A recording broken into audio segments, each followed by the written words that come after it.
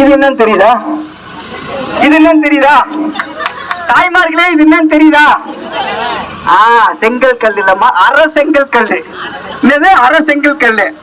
எங்க அண்ணன் உதயநிதி ஸ்டாலின் அவர் வந்து முழு செங்கல் எடுத்து வருவாரு.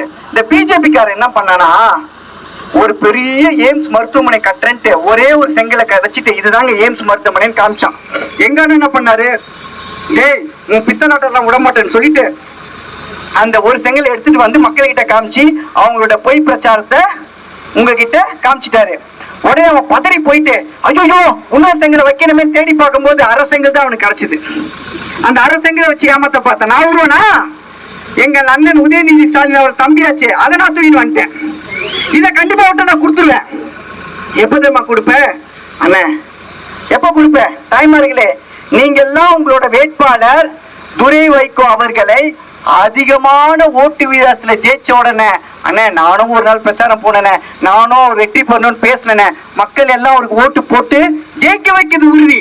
அதிகமான ஓட்டு விகிதத்துல ஜெயிக்க வச்சுட்டாங்கன்னு இப்ப வெற்றியின் சமர்ப்பணமா இந்த அறக்கல்ல நீங்க வச்சுக்கிட்டு இந்த பிஜேபி ஆட்சிய இந்த கல்லாலேயே ஓட ஓட விரட்டணும்னு சொல்லிட்டு அவர்கிட்ட சமர்ப்பிப்பேன். அதுக்கெல்லாம் நீங்க என்ன பண்ணணும்? துரை வைகோ அவர்களுக்கு தீப்பெட்டி தீப்பெட்டி தீப்பெட்டி சின்னத்துல வாக்களிங்க. தீப்பெட்டி சின்னம் புது சின்னமா நீங்க நினைக்கலாமா? ஆனா நம்மளோட ரத்தத்துல கலந்த உதய சூரியன் சின்னத்தோட ஆதரப்பட்ட சின்னம் தான் தீப்பெட்டி சின்னம். துரை வைகோ அவர் வந்து ஒரு எளிய மனிதர். துரை